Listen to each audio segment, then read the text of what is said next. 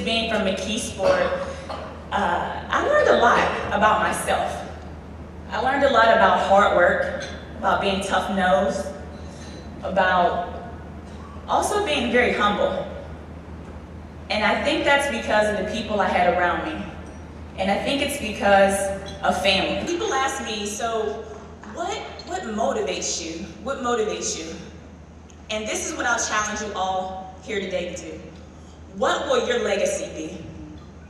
Not as the NAACP, not as Cash for Kids, not as every other foundation that's in this room. What will your individual legacy be? What will people say about you? That's what motivates me.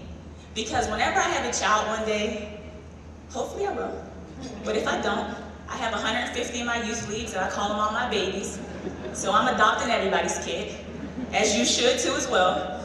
But what will they say about you? Will they say, you know what? Charlie Batch, he wrote a check and we played in youth league. Or will they say, man, I went to Charlie Batch Youth League. He was giving me high fives. He is so cool. You're a hometown lady done good. And tonight you were just off the rails. You had everybody just engrossed in your story, laughing. I saw some people were just close to tears because of your story. I mean, you are just phenomenal. For me, it was very humbling because you put down these different notes that you want to say and then God just moves and you just go, you know. And I had a great time just up there and just freely talking about things that are going on in our community and challenging each and every person in the room. I feel like I challenge myself every day to be the best me and to be better than I was yesterday. And I just wanted to try to do that today. I just feel like right now, especially in the African American community, we need togetherness. And I really just draw strength from our ancestors and women like, Dr. Dorothy Tite that I talked about today. And it just means so much. And the youth need to hear those stories. You know, I feel like they're slowly but surely just fading away. And I think, it's up to us to make sure that they continue to hear those stories. How do you try to be that person who does keep the stories, that not only the stories though, you become that person who gives a hand, to hold the hand and be the strength for the young people? How do you do that? It's just something really in me that wants and has this will to. And I've always had success and perseverance through basketball, and I've always had a fighter spirit. Chuck, you cool? Beautiful. Don't pass up an easy completion on first down. Yep. All right. Let's move this ball. Set hut. Come on. You're here and you were honored by the Pittsburgh NAACP, and you gave some very moving comments about that. How do you feel? You have, not only are you someone who gives strong on the field, you also give strong off the field with your charity. How did it feel being honored by the Pittsburgh NAACP? It was truly a blessing, and I'm humbled by that because, the highest award that you can get in an NAACP chapter, Homer S. Brown Award. I mean, it's humbling because, I would never think, the work that we were doing around there would get recognized to the level that it did, but it does. And, I get the recognition for it because my name is up there, but it's not me. I don't do this by myself. I'd be fooling everybody if I was to tell you I did this by myself. And this is a collaboration of everybody who have helped and supported and believe in the Batch Foundation. Why did you want to have the Batch Foundation? Why is that important for you? That's important for me because 16 years ago, I lost my sister. Danielle was 17. She was shot and killed and caught in crossfire between rival gangs. And at that moment, I said if I was ever in position to give back, I would.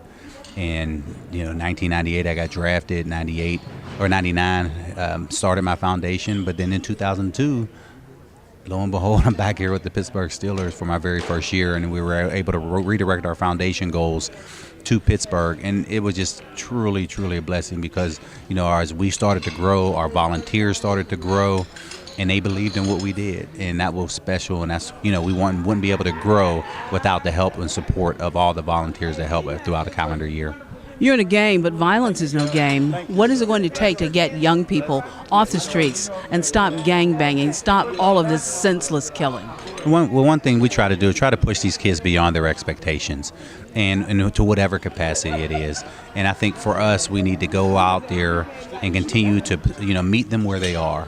Swin spoke today, meeting kids where they are, but also being able to tell our personal story, because what they tend to see is the end result. They see us where we are and not necessarily the struggle that it took to get to where we are. So I think when they hear those stories and they're just like, wow, it's just not, they're not sitting there with a silver spoon in their mouth. They did struggle like I did.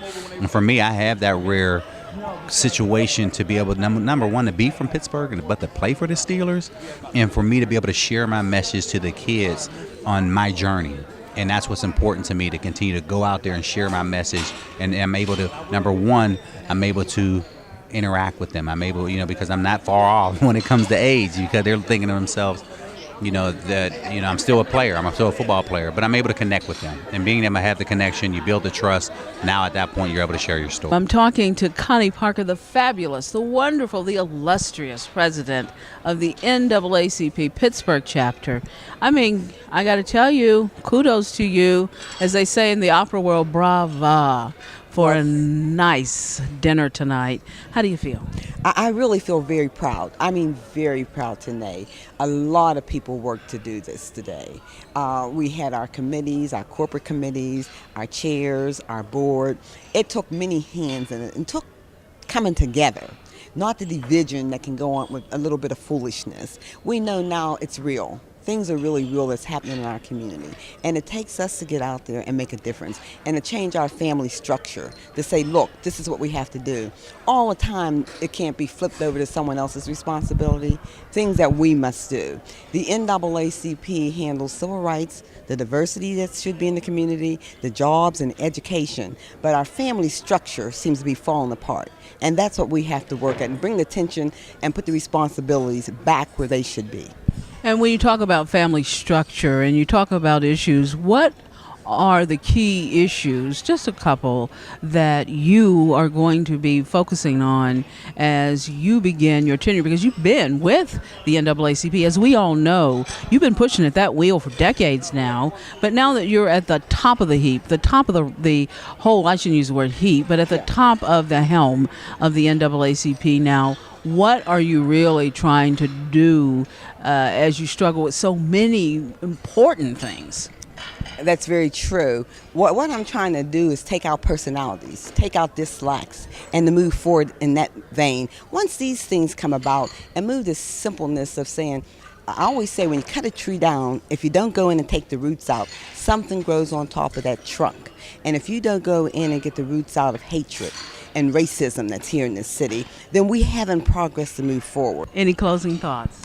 No more than to say, with all my heart, I love the NAACP, I love our community, and God's love for me, I want to spread His word and His love out in our community. Thank you.